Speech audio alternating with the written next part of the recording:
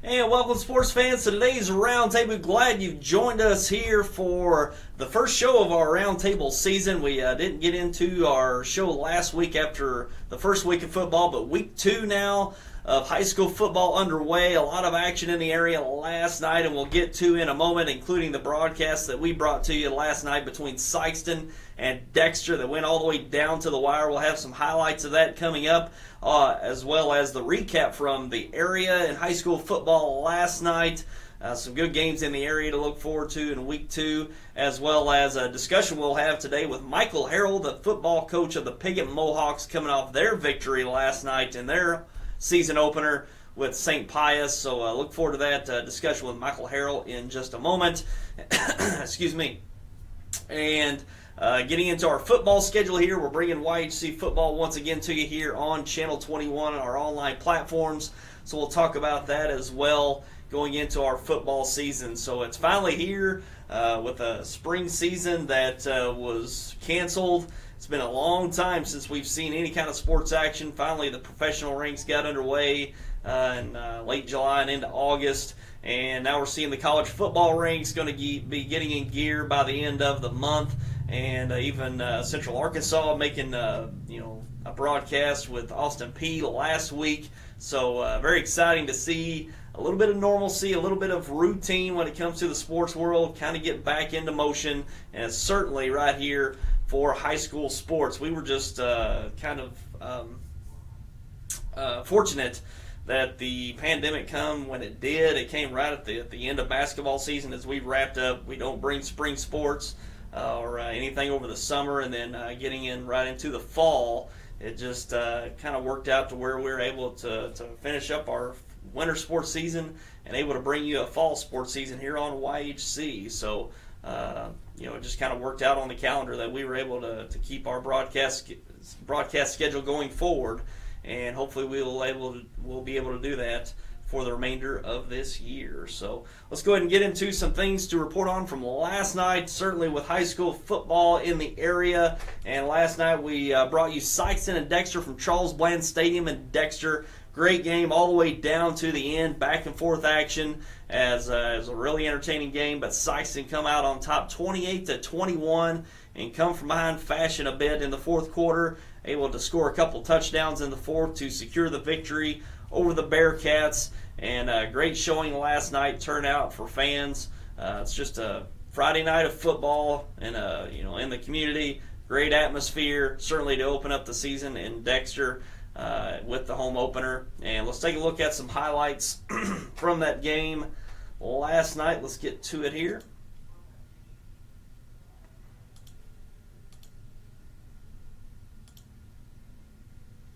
Just a moment here.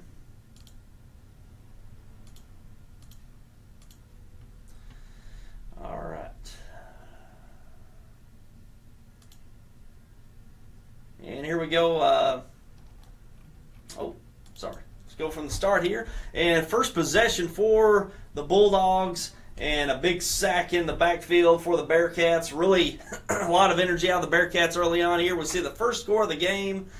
Touchdown pass to Ryan Collier from John Alday, and getting the Bearcats on the board here or later on in the first quarter. A little fake handoff, and Alday takes it down the sideline, almost taking it into the touchdown. He's pushed out inside the 5-yard line. A few plays later, Alday takes it in for the keeper for the touchdown. So a 14-0 lead early on for the Bearcats, and we see here Sikeston finally getting on the board in the second quarter, getting a nice push at the goal line to get on the board, making it 14-7. We see here Alday trouble with the snap. The first snap of the third quarter, touchdown pass to Ryan Collier deep down the field. So a quick strike out of the second half for the Bearcats.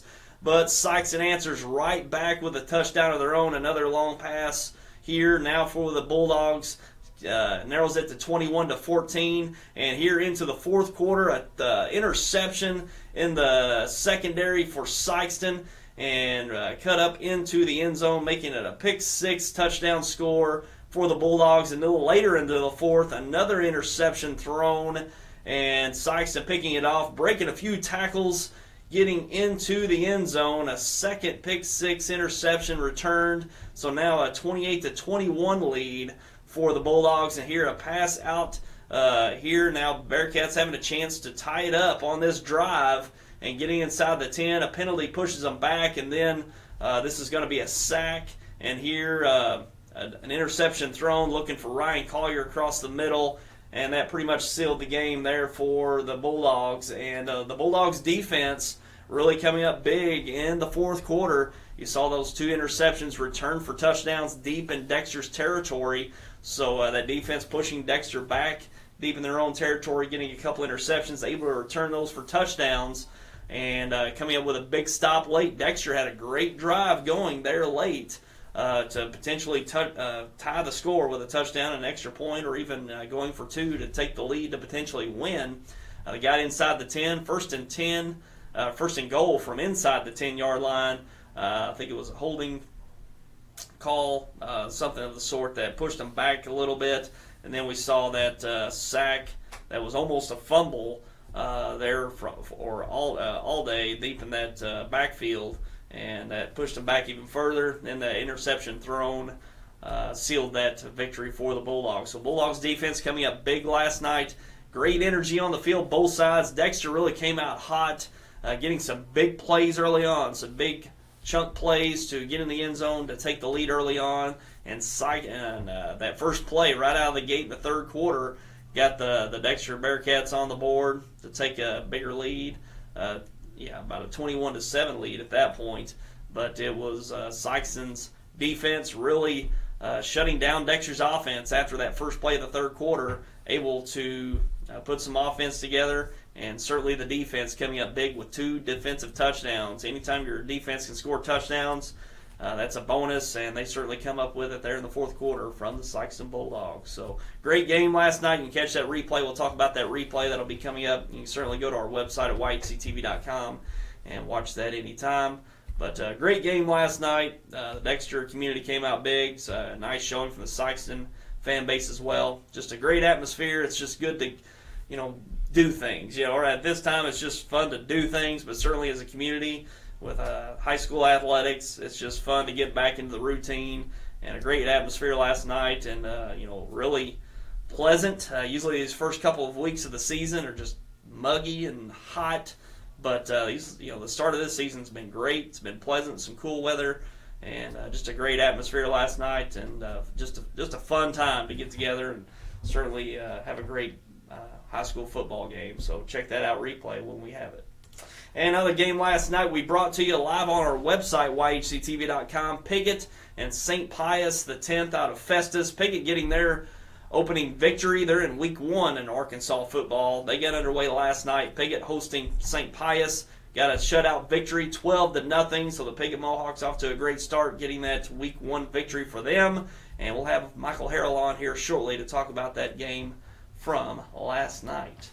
And Charleston over Chaffee, big 52-6, no problem for the Charleston Blue Jays last night in that victory. Kelly over Malden, big 48-6, and the Kelly Hawks securing a victory last night over the Green Wave. Green Wave go to 0-2 to start this season. Jackson over Hillsboro, big 55-14. Jackson off to a great start, coming off a great season last year and a heartbreaking loss in the state championship in Class 5. They got a great nucleus coming back, going to look to make another great run. Look out for the Jackson Indians once again this year. Poplar Bluff over DeSoto, 53-6. No problem for the Poplar Bluff Mules last night. East Prairie over New Matter County Central, probably the game of the week here, 41-27. East Prairie over New Matter County Central. New Matter had a great week 1 victory over Portageville big last week. And coming up a bit short to East Prairie, but a lot of big performances in this one. We'll get to that in a couple of segments, but some big performances in that one in New Madrid last night between East Prairie and New Madrid. Stick around for that. Kennet over Donovan. Kennet another dominant victory. They go to 2-0 on the year and secure a 53-7 victory over the Donovan Dons. Kennet also bringing back a great nucleus, looking to make another great run. Semi-finalists last year in Class 3 in the state tournament, and looking to match that or even better this year. Look out for the Kennet Indians once again this season. And Caruthersville over Mountain Grove, close one for the Caruthersville Tigers. They go at 1-1 after a loss to Sikeston last week. Secure a narrow victory over Mountain Grove, 36-35. The Caruthersville Tigers over Mountain Grove. Hayti over Portageville, no problem for the Indians, 58-0. Hayti goes to 2-0 after an impressive Week 1 victory over Thayer last week. And Hayti Indians look to make a lot of noise in that Class 1 district once again this year. Indians looking really good so far, 2-0 on the year. Valley Catholic over St. Genevieve, Battle of St. Genevieve there. Valley Catholic big over the St. Genevieve Dragons, 42-7. Also, we've got Park Hill Central over Scott City, 40-26. And Park Hill Central, the Rebels, getting a victory over the Rams last night. And also we have Cape Central over St. Charles West, 42-14. The Cape Central Tigers with a nice victory last night and getting a win on the board for the Tigers. And talking about those replays, you can catch over the weekend, Sikeston versus Dexter. You can catch that replay today, Saturday at noon, and also Sunday at 4. Great game between those two. Sikeston-Dexter went all the way down to the wire. Catch that replay right here on YHC Channel 21, Saturday at noon, Sunday at 4. You can also watch it on demand on our website, yhctv.com, and even our YouTube and Facebook pages. Watch that anytime on our online platforms. And also St. Pius X versus Piggott. You can watch that replay Sunday at 7 p.m., Sunday at 7, and also Tuesday at 6:30. Sunday at 7, Tuesday at 6:30, right here on YHC. And you can go watch it on our website anytime right now at yhctv.com. And we're going to take our first break, and when we come back, we're going to be along with Michael Harrell, the head coach of the Piggott Mohawk football team, and he's going to be along with us to talk about their season getting underway last night with that Week 1 victory. Very exciting for the Mohawks to get that Week 1 victory, and we'll be back with Michael Harrell coming up next. A few days ago, we had a customer come by the Kent dealership looking for a new truck. I had a really good visit with Phil and our salesman. Phil had his Army t-shirt and Army cap on, retired military. We're so proud of our troops, our active and veterans like Phil. Phil left in his new truck. We all enjoyed the visit.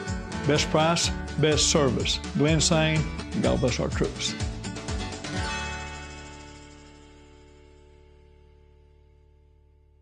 Mike. If you or your loved one has disabilities that cause you to need a little help, Boot Hill Area Independent Living Services can provide the assistance you need. At Bales, we want you to have control of your life and assist you in thriving in an independent lifestyle. The Consumer-Directed Services Program allows you, the consumer, to choose who assists you in conducting your daily activities. Bales serves Stoddard, Dunklin, New Madrid, and Pemiscot counties. Call or visit our office in Kennett to see how we can help you maintain your independence.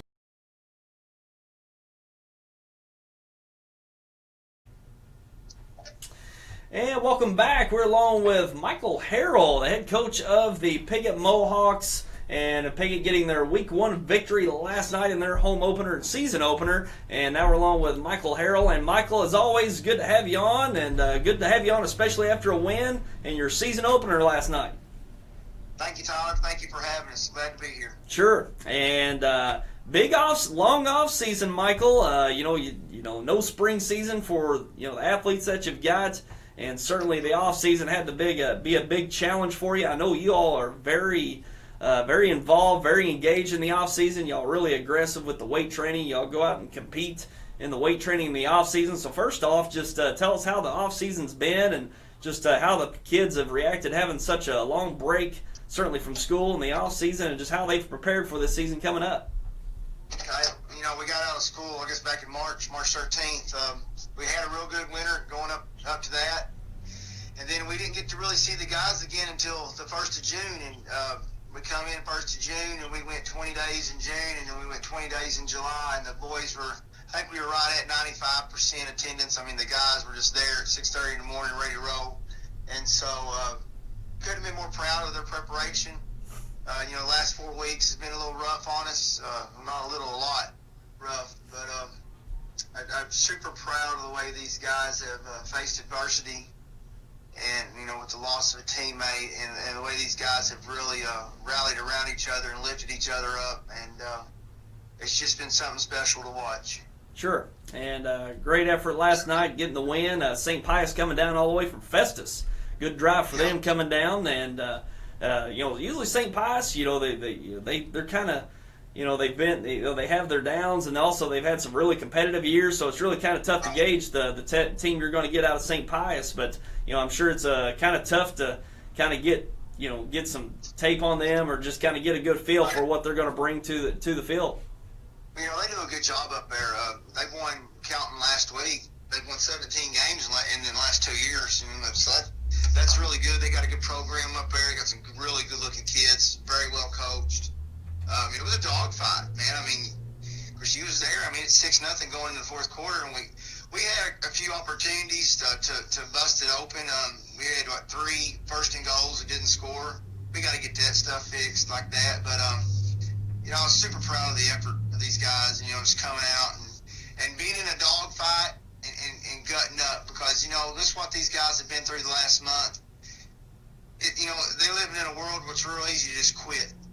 And these guys have gutted it up, and last night just showed that their grittiness, their toughness of hanging in there.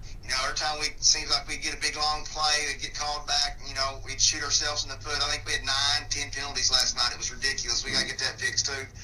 But just their toughness, their grittiness, their character shows what kind of people they are, shows what kind of families they come from. Just good, hard-working people. Sure, and it's just great to see kids back at it. They miss the spring season, the off season. Not near as typical or routine. It's just good to see kids back at it and active. Right. Yeah, I'm just tickled to death that they get to play. It's week to week. The governor could pull the plug on this anytime.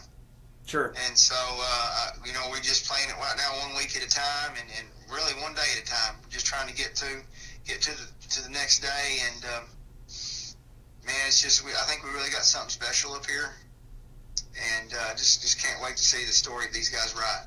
Sure. And week 1 in the books. You head to week 2 next week, back at home with Highland, and another non-conference matchup. So what are we going to be looking forward to in that matchup with Highland next week? Highland got beat last night by Thayer, but Thayer beats a lot of people, man. Thayer's a heck of a football team. Yep. So Highland's good, man. They're smash mouth. They got good size. They're a traditional in the state of Arkansas, over the last 40, 50 years. Highland's a heck of a program. They got a really good program that they've been down the last few years, but that's not Highland. They'll be back. Every school goes through runs like that, but they've lost a lot of close games these last few years. They're just trying to get over that hump. I felt like they should have beat Walnut Ridge the week before. We went and watched them play, but you can't really. That Thayer loss last night, man. They put they put it on people a lot. So it's going to be a dogfight. I'm going to be honest with you next week. Highland's going to come in here and they kind of run what we used to run. They run that old wing tee and stuff. They're just going to grind on us. And they got a big old fullback. And they play hard. They work hard. So it's going to be another dogfight next week. Sure. So we'll be looking forward to that. We'll have that online to watch on our website at yhctv.com and through our YouTube channel as well. So look forward to that one next week. And, of course, as soon as you get out of your non-conference games, you'll be heading into that tough 3A3 conference, Michael, and it's always certainly a dogfight in that conference each year. So maybe just kind of talk about the conference and what it looks like this year. It's a little different this year. We don't have Newport. Thank the good Lord above. They moved over to another conference. We gained Palestine Whitley. Okay. So we still got Osceola to deal with. And Hoxie this is Coach Sears' best team he's ever had at Hoxie. It's the fastest team. They've got a couple of North Alabama commits in the backfield. They're really, really good. And then it's a toss-up, man. It's us, Harrisburg, Walnut Ridge are all kind of right there together. And, if we stay healthy, I feel like we should make the playoffs. And, we play like we're capable of playing. We don't shoot ourselves in the foot. I think we can host a playoff game. So, we got a lot to play for. Our goals are high, as always. We aim high. And conference is, like you said, it's always tough. It's going to be a dogfight every week. Sure, and we'll be looking forward to it. So we'll be carrying Piggott's home games on our website and down to the Rice Bowl at the end of the year with Corning. We'll actually televise that one live at the end of the year, so we'll be looking forward to all the Piggott games this year that you can watch here on YHC. And Michael, will be looking forward to having you on throughout the season. I know it's good to get the Week 1 victory. Good luck with Highland next week, which we'll be down for and looking forward to. And just good luck with everything going forward. I know it's a challenge this year, and just trying to navigate this whole ordeal with the pandemic, and just hopefully everything irons out going forward for you. Thank you, buddy. Appreciate it, Tyler. Okay, take care, Michael. All right. Bye-bye. All right, appreciate Michael spending some time with us this morning, and certainly an emotional month for the Mohawks, for that football team, and certainly the community, and certainly Michael Harrell is the guy to lead this team forward. Great guy, great character, great coach, and just a great man for the community as well as for the football team. So wish Michael Harrell and the Mohawks the best going forward, and certainly the Piggott community. So it's great to get that win last night and get everything going for the season and for the community as well. We'll be looking forward to Highland next week, which we'll get to our broadcast schedule. Actually, let's go right to our broadcast schedule for the remainder of the season. Taking a look at the broadcast we've got coming up. We've got St. Genevieve at Kennett. St. Genevieve at Kennett next week, September 11th, Friday night. And as you see there on the end, we've got it on Channel 21 on TV, the website at yhctv.com, and Facebook Live. That'll be our first Kennett broadcast of the year, and looking forward to that one. That'll be a district matchup, Class 3 District 1 matchup there, as the Dragons take on the Indians. We'll be looking forward to bringing that to you right here on YHC next Friday night. Then we've got Highland at Piggott, as we mentioned. You can watch that live on the website at yhctv.com. Then on the 18th, we've got East Prairie at Dexter. We saw East Prairie got a nice win over New Madrid, so that should set up a nice matchup between the Eagles and the Bearcats on the 18th, right here on Channel 21 and on our online platforms. And then that same night, we got Scott City at Portageville. You can catch that on the website at yhctv.com there on the 18th. Then on the 25th, we've got Donovan at Dexter at Charles Bland Stadium here on Channel 21 and on our online platforms. And then a conference matchup for the Piggott Mohawks. We've got Manila at Piggott. Watch that one on the website live. Then to October 2nd, New Madrid County Central at Kennett. And that's live on the channel at Channel 21 and all of our online platforms as well. Then to October 9th, we've got Kennett at Dexter. That'll be live on the website at yhctv.com as well as Channel 21, actually all of our online platforms, and Channel 21 Live. Always a good matchup there between those two, Kennett and Dexter. Dexter had gotten the better of Kennett for, I think, around 15 years or so. But that's up until the last, 3 years. Kennett's beat Dexter the last 3 years. So it's a matchup that's really turned, as Dexter dominated that for well over a decade. And now Kennett's really turned that series to their favor here in the last, 3 years. They've really turned it on. Walnut Ridge at Piggott, live on the website there on the 9th, October 9th, and it's skipping ahead to October 16th, Perryville at Dexter, Channel 21 and all the online platforms as the Pirates take on the Bearcats. Hoxie at Piggott, another conference matchup there for the Mohawks, live on the website at yhctv.com. Then to the 23rd, Sikeston at Kennett. Nice matchup there as Kennett puts Sikeston on the schedule this year, and that'll be on Channel 21 and all the online platforms. Also, we've got the Rice Bowl to wrap up our regular season schedule on, I think it's Thursday,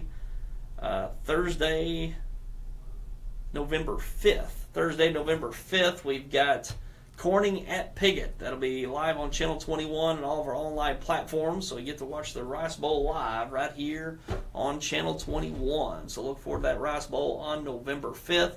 Looks like we're missing a week there. Let me look back here. Check that out real quick.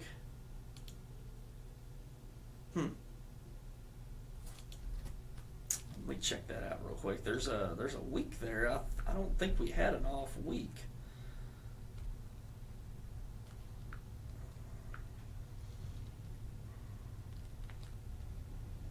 I'll check on that in just a moment. But, yeah, we're going to take a quick break, come back with some headlines from Friday night, some big performances. We're going to touch on those performances in the area last night in high school football. So we're going to take a quick break, and we'll be back with that coming up.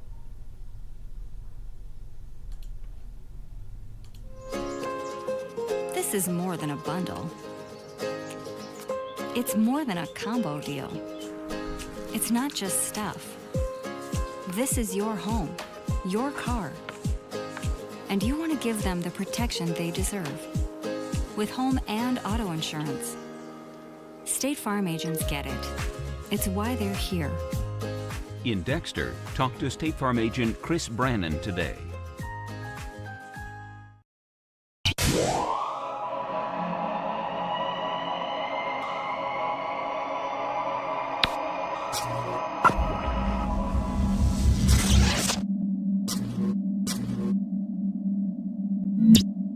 Coming soon, the Harry Blackwell family of dealers will launch the future of automotive buying in Southeast Missouri.